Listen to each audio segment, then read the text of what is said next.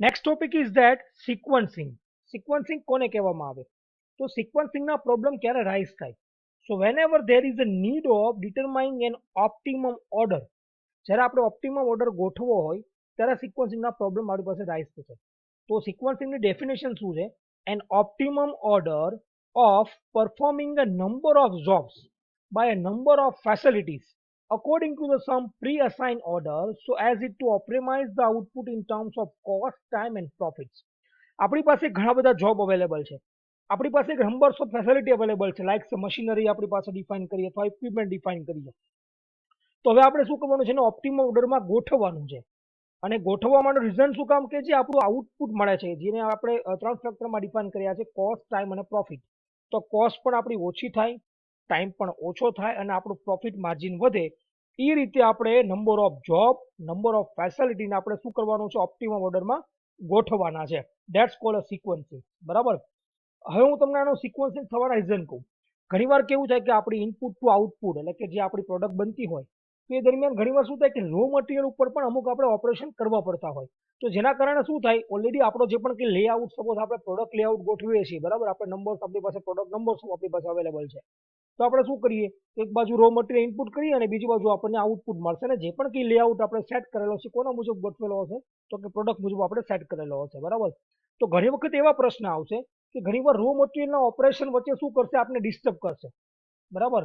તો ઘણીવાર એનું જો આપણે પ્રોપર આવું સિક્વન્સ કે આયોજન ન કરેલું હોય તો શું થાય કે આપણો ટાઈમ બહુ વધી જાય. વધી જાયના કારણે શું થાય? ડિલિવરી ડેટ આપણી ચૂકાઈ જાય, અધરવાઇઝ આપણું જે પણ કંઈ પ્રોડક્ટિવિટી છે આપણી ઘટી જાય. તો આ બધા જ પોઈન્ટ ઓફ વ્યૂ સિક્વન્સિંગ એક રિક્વાયરમેન્ટ વસ્તુ છે. બરાબર. તો સપોઝ આપણે એવું માની લઈએ કે આપણી પાસે n નંબર ઓફ જોબ્સ છે. અહીંયા જે પણ કંઈ જોબ્સ ડિફાઇન કરીએ છીએ આપણે n નંબરમાં કરીએ છીએ. એન્ડ જે પણ કંઈ jobs which has to be processed one at time on one each m different machines. અને જે પણ કંઈ મશીનરી આપણે ડિફાઇન કરી કે આપણી પાસે અહીંયા મશીન પર મેન્યુફેક્ચરિંગ પોઈન્ટ ઓફ વ્યૂ આપણે આ વસ્તુ સમજવા માંગીએ છીએ એટલે આપણે અહીંયા મશીનરી આપણે ઇન્ક્લુડ કરીએ છીએ. બરાબર. તેને આપણે ડિફાઇન કરીએ છીએ એમ. આપણે મેન એમ શું સિક્વન્સિંગનો છે કે our aim is to determine the order of processing of n jobs so that total elapsed time for all the jobs will be કેવો થાય? મિનિમમ થાય. કે ઓવરઓલ સાયકલનો ટાઈમ કેવો થવો જોઈએ આપણી પાસે? ઓછો થવો જોઈએ. બરાબર. તો થિયરિટિકલી તમે જોવા જાવ પોસિબલ તો એલ રેસ ટુ એન ઇન્ટુ એમ, એટલે જો આપણે એન ની વેલ્યુ 5 લે, એમ ની વેલ્યુ જો 4 લઈએ તો આપણી વેલ્યુ આવે 20736 ટાઈમ્સ 0. બરાબર. તો આપણે આવા બધાની અંદર આપણે શું કરવું પડે? ટોટલ આપણો ઇલેપ્સ ટાઈમ આપણે ફાઇન્ડ આઉટ કરવાનો છે. એની માટે આ સિક્વન્સિંગ આપણે કરવાનું છે. હવે સિક્વન્સિંગ અને આપણે જે પ્રીવિયસ ભણી ગયા છીએ શેડ્યુલિંગ, આ બે વચ્ચે મેઇન ડિફરન્સ શું છે? બરાબર. તો હું તમને થોડુંક યાદ કરાવું કે આપણે પ્રીવિયસની અંદર આપણે શેડ્યુલ જોયેલા છે, માસ્ટર શેડ્યુલ છે, ઓર્ડર શેડ્યુલ છે, અલગ અલગ ટાઈપ્સ પણ આપણે ભણેલા છીએ. તો શેડ્યુલ આપણે કોને કહેતા? So it is a time phasing of loading, and loading means it is the defined as the assignment of work to the facility. બરાબર. તો જે પણ કંઈ ટાઈમ ફેસિંગ જે લોડિંગ વાળું છે એને આપણે કહેતા આપણે શેડ્યુલિંગ. તો સિક્વન્સિંગ અને શેડ્યુલ વચ્ચે ફેર શું? તો પહેલા આપણે સિક્વન્સ સમજીએ. Sequencing essentially refer to the order in which sequence represent an order or list an order in which the jobs are sent. Sequencing કેવી વસ્તુ છે જેના આપણે એક ઓર્ડર સેટ કર્યો જેની અંદર આપણે આપણા જોબને મોકલવાનો છે અલગ અલગ આપણે મેન્યુફેક્ચરિંગ મશીન ઉપર પ્રોસેસિંગ કરવા માટે. જ્યારે શેડ્યુલિંગ શું છે? The schedule talks about the timetable or get into the details saying in between this time and this time. એટલે આપણે એક ટાઈમ ટેબલ આપે છે શેડ્યુલ કે ભાઈ આ ટાઈમ અહીંયા આ જોબ કરતું હશે કે આ પરફોર્મ આ જોબનો ટાઈમ તમારો એટલો છે. બરાબર. પર્ટિક્યુલર જોબ કે જેનો પ્રોસેસિંગ ટાઈમ હશે particular machine point of view એ આપણે એ બધી અલગ અલગ બધી ઇન્ફોર્મેશન બતાવે. That's called a scheduling. તો બંને વચ્ચે ખાસ ફરક સમજવાનો જરૂરી છે. ઓલો ઓર્ડર સેટ કરે છે ફેસિલિટી પોઈન્ટ ઓફ વ્યૂ, ત્યારે શેડ્યુલ આપણે એની ઇન્ફોર્મેશન આપે છે દરેક જોબનો ટાઈમિંગ શું છે particular machine point of view. એ વસ્તુ બધી આપણે જે ડિફાઇન કરે છે એ કોણ કરે છે? આપણે શેડ્યુલિંગ કરે છે. હવે જ્યારે પણ આપણે સિક્વન્સિંગની ઘણી બધી મેથડ ભણવાના છીએ તો એની માટે આપણે બેઝિક એઝમ્પશન આપણે યાદ રાખવી પડશે for the sequencing method. So first one is that only one operation is carried out at a machine at a one time. એક જ ઓપરેશન થતું હશે મશીન ઉપર, એ આપણે એઝમ્પશન લેવી પડશે કોઈ પણ ન્યુમેરિકલ સોલ્વ કરતા પહેલા. Processing time are known as and do not change. વચ્ચે જે આપણે જે પણ કંઈ રકમમાં આપણે પ્રોસેસિંગ ટાઈમ આપેલો છે અદરવાઇઝ જે આપણે ડિફાઇન કર્યો છે એમાં કોઈ વેરી થતું નહીં હોય. એમાં જે પણ કંઈ હ્યુમન એરર છે આપણે બાદ કરતા હોઈએ છીએ. Processing time are independent of order or processing the job. જે ટાઈમ છે એ એના જોબની આરે કેવો પ્રોસેસિંગ ટાઈમ મારે ઇન્ડિપેન્ડન્ટ રહેશે. Time involve in moving a job from one machine to another machine is negligible small. એક મશીનમાંથી બીજી મશીનમાં જોબ થાય તો એ ટાઈમ આપણે અહીંયા ગણતા નથી. એ આપણે નિગ્લિજિબલ સમજવાનું છે. each operations once start must be performed till the completion. આપણે એવું માનીએ છીએ કે જે ઓપરેશન શરૂ થાય છે એન્ડ સુધી પૂરું થશે જ. ઘણીવાર પ્રેક્ટિકલી એવું પોસિબલ છે કે જોબ જે આપણે શરૂ કરી કમ્પ્લીટલી પૂરો થતો નથી તો કોઈ એરર આવે તો ઘણીવાર બહાર આપવો પડે, અધરવાઇઝ આપણે એને કેન્સલ કરવો પડે. તો એવું આપણે કોઈ વસ્તુ અહીંયા માનશું નહીં. Only one machine of each type is available. એક ટાઈમે આપણે એક જ મશીન અહીંયા આપણે અવેલેબલ હશે એવું આપણે સમજશું. બરાબર, એટલે આપણી પાસે મશીન 1 છે તો એના ઉપર જોબ થતો હોય ત્યારે બીજા ટાઈમમાં જો ફ્રી હોય તો એમાં કોઈ આપણે જોબ આપશું નહીં, એને આપણે ફ્રી રહેવા દઈશું. બરાબર, તો આ બેઝિક આપણી જે પણ એઝમ્પશન છે ફોર ધ સિક્વન્સિંગ મેથડ માટે આપણે અહીંયા સમજવાના છીએ. Now the types of sequencing method. રીટ્યુની અંદર આ ન્યુમેરિકલ બહુ ઓછી ટાઈમ પૂછાય છે પણ આપણે એલિજિબલ પણ ના કરી શકીએ એટલા માટે આપણે અલગ અલગ સિક્વન્સિંગ મેથડ ભણવાના છીએ. તો એન જોબ વન મશીન, કે નંબર ઓફ જોબ આપણી પાસે હોય છે 2 જોબ છે અને એક મશીન ઉપર આપણે જો સિક્વન્સિંગ સેટ કરવું તો કેમ કરીએ. એન જોબ 2 મશીન, સપોઝ આપણી પાસે જોબ 5 છે, આપણી પાસે 2 મશીન છે તો કઈ રીતે આપણે એના ઓર્ડર સેટ કરવા. એન જોબ 3 મશીન, કે આપણી પાસે ખબર 5-6 જોબ છે અને આપણી પાસે 3 મશીન છે તો આપણે કઈ રીતે એમાં ઓર્ડર સેટ કરવા. તો ખાસ કરીને છેલ્લું છે 2 જોબ્સ એમ મશીન, એટલે કે જોબ 2 હોય અને મશીન એક જ હોય. ખાસ કરીને આ એક્ઝામની અંદર તમે જોવા જાવ તો જે એન જોબ 2 મશીન એ પૂછાવાના ચાન્સીસ છે, 1 ના ચાન્સીસ છે સિક્વન્સિંગ માટે. 3 ના ન્યુમેરિકલ થોડાક ટફ છે અને એમાં 2-3 મેથડ આવે છે. આપણે મોસ્ટ પ્રોબેબલી જોન્સન મેથડ આપણે અહીંયા યુઝ કરતા હોઈએ છીએ.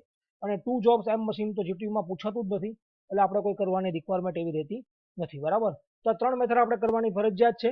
આની અંદર બુકની અંદર એન જોબ એ વન મશીનની બુકમાં તમને જે પણ બુક્સ ઇન્ડિયા પબ્લિકેશન તમે યુઝ કરો અથવા અતુલ પ્રકાશન યુઝ કરો છો ઇન્ડસ્ટ્રી એન્જિનિયરિંગ માટે કે ટેક્સ્ટબુક યુઝ કરતા હોય કોઈ માટે આપણે વન મશીનની લગભગ આવી મેથડ આપેલી નથી. 2 મશીનની આપેલી છે, 3 મશીનની આપેલી છે. તો આપણે 2 મશીન ઉપર વધારે ફોકસ કરીને તમને અહીંયા સોલ્વ કરવાનો પ્રયત્ન કરશું અને 3 મશીનનો પણ તમને એક ન્યુમેરિકલ અહીંયા આપણે સોલ્વ કરાવશું. નાઉ ફર્સ્ટ મેથડ છે એન જોબ વન મશીન. બરાબર, તો n job one machine means કે નંબર ઓફ જોબ હોય ને આપણી પાસે વન મશીન અવેલેબલ હોય. બેઝિક ટર્મિનોલોજી આપણે પહેલા સમજી લઈએ આ વસ્તુ બધી સિક્વન્સિંગ મેથડ સમજતા પહેલા. પહેલું છે નંબર ઓફ મશીન.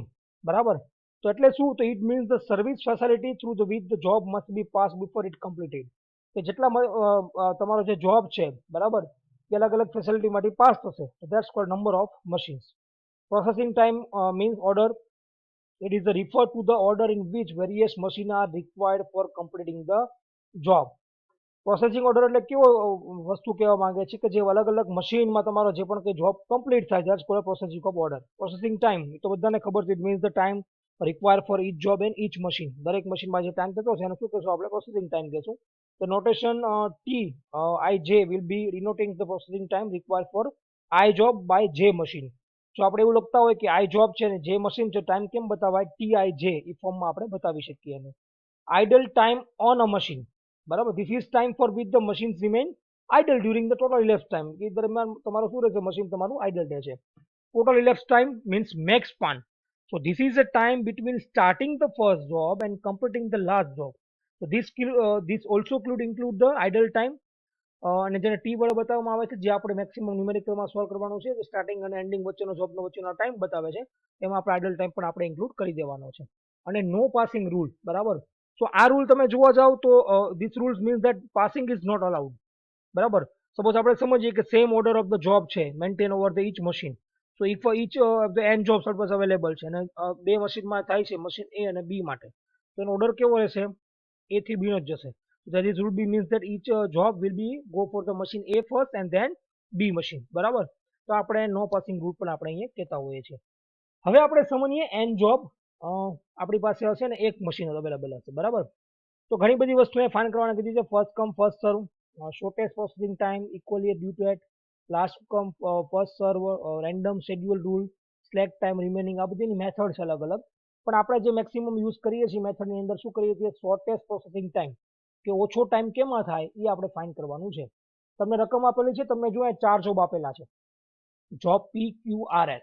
બરાબર, અલગ અલગ ટાઈમ આપેલા છે કે P નો ટાઈમ છે 14 દિવસ, Q નો ટાઈમ જોબનો છે 10 દિવસ, R નો 7 દિવસ, S નો 6 દિવસ.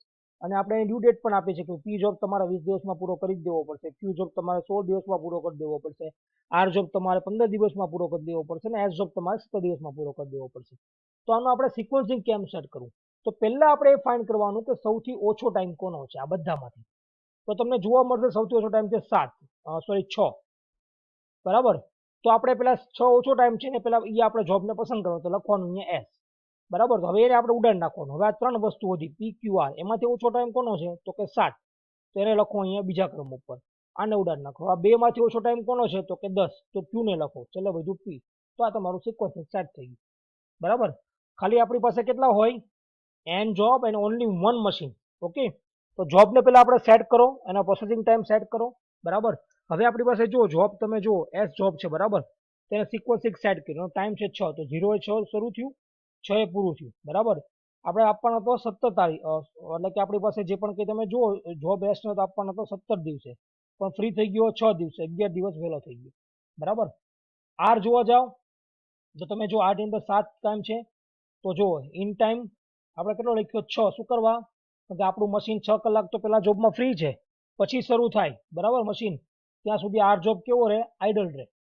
તો 6 એ શરૂ થયું, એમાં એડ કરો R ની અંદર 6 + 7. બરાબર. તો શું આવશે 13, અને ડ્યુ ડેટ હતી 15, 2 દિવસ વહેલો થઈ ગયો. ક્યુ જોબ જોવા તમે જાઓ, 10 કલાક ટાઈમ છે, 13 આ ફ્રી થયો એટલે 13 મશીનમાં આપણે ક્યુ જોબ એન્ટર કરાવ્યો. ક્યુ તમે ટાઈમ જો 10 કલાક તો કે 23, ક્યુ ડેટ હતી 16, તો 7 દિવસ આપણો મોડો થશે. બરાબર. હવે 14 પી આપણો જોબ છે, એનો ટાઈમ હતો 14 કલાક, તો 23 એડ કર્યું પ્લસ 14 કર્યા એટલે 37. બરાબર. અને આપણો જોબ ડેટ હતી 20 તારીખે, પણ 17 દિવસ આપણે લેટ આપીએ છીએ. તો આ જે 37 કલાક આવ્યા ને, એ તમારો ટોટલ રિલીઝ ટાઈમ થયો. બરાબર. Next part, so total flow time means average flow time, total flow time upon number of job. તો તમને ઇઝીલી તમને અહીં આઈડેન્ટિફાઈ થઈ જાય. તો એકદમ ઇઝી મેથડ છે, n job and M1 machine. બરાબર. નાવ n job 2 machines. બરાબર. કે આપણી પાસે સપોઝ 5-6 જોબ છે અને 2 મશીન છે, અને સિક્વન્સિંગ આપણે સેટ કરવો હોય તો, બરાબર, તો એને કઈ રીતે કરી શકીએ, તો સિમ્પલ પોસિબલ જે સિક્વન્સિંગ છે n જોબ અને 2 મશીન માટે, એ આપણે સમજવાનો પ્રયત્ન કરવાના છે. આપણો મેઇન એમ શું છે, minimise the total elapse time, ઓછો ટાઈમ આપણે થવો જોઈએ. બરાબર. તો આની અંદર આપણે ઘણા બધા પ્રકારના ન્યુમેરિકલ આપણે આવે છે, પણ આપણે એક જે કોમન મેથડ યુઝ કરીએ છીએ, ઓનલી 2 મશીન એ અને બી આપણી પાસે ઇન્વોલ્વ છે. ઈચ જોબ આપણે ખબર છે કે નો પાસિંગ રૂલ, બંનેમાંથી પસાર થવું જોઈએ. બરાબર. એકચ્યુઅલ એક્સપેક્ટિંગ ટાઈમ છે ઈચ જોબનો કેવો હશે, મશીનર આપણને ખબર હશે, રકમમાં આપણે અહીંયા આપેલો હશે. આની અંદર આપણે જોન્સન અલ્ગોરિધમની મેથડ આપણે યુઝ કરીએ છીએ. તો એનું ફર્સ્ટ સ્ટેપ શું છે કે find the shortest processing time. ઓલાની જેમ જ તે સૌથી ઓછો ટાઈમ કોનો છે પેલા આપણે ફાઇન્ડ કરવાનો. બરાબર. એ ફાઇન્ડ થઈ જાય, એ જોબને આપણે પેલા લેવાનું. બરાબર. તો if 2 or more job are tied, તો ચૂઝ વન જોબ આર્બિટરી. એમાં એવું કહે છે કે આર્બિટરી ફોર્મમાં તમે તમારા જોબને પસંદ કરો. બીજું step, if the shortest processing time is work station 1, તો scheduling the corresponding job as early as possible. જે ટાઈમ આપણી પાસે આવે એ મુજબ તમે તમારા જોબને અહીંયા ગોઠવો. બરાબર. એક વર્ક સ્ટેશન માટે બીજા વર્ક સ્ટેશન માટે એ તમારે ગોઠવવાનો છે. થર્ડ, તમે જે પણ તમારો જોબ આવી ગયો છે એને શું કરવાનું, તમારા થર્ડ સ્ટેપમાં એલિમિનેટ કરવાનું. તો eliminate the last job schedule from the further considerations and repeat ફરીવાર સ્ટેપ 1 કરો, અને સ્ટેપ આપણું 2 જ્યાં સુધી આપણો શેડ્યુલ ન થાય ત્યાં તમારે પાછું તમારે રિપીટ કરવાનું. એમ કરતાં કરતાં તમને બધાનો ઓછો ટાઈમ તમને મળી જાય, તમારા બધા જોબ તમારા સેટ થઈ જશે. સેમ થાય ઘણીવાર એવું થશે, આની અંદર M1 અને M2 બે મશીન હોય, તો જો આપણી પાસે જે ઓછો ટાઈમ આવે M1 મશીનમાં આવતો હોય તો તમારે આગળથી શરૂ કરવાનું, M2 મશીનમાં આવતો હોય તમારે એને પાછળથી શરૂ કરવાનું. ઘણીવાર એક જોબની અંદર બે મશીનના ટાઈમ સરખા હોય, તો તમારે બે M1 M2 ને બેનો સરવાળો કરવાનો. એમાં જેનો ઓછો ટાઈમ પહેલા આવે એ જોબને તમારે શું કરવાનું, પહેલી પ્રાયોરિટી આપવાની. બરાબર. વધારે ડિટેલમાં તમે જ્યારે પણ ન્યુમેરિકલ આપણે સોલ્વ કરીએ હમણાં, ત્યારે તમને વધારે આઈડિયા આવી જશે.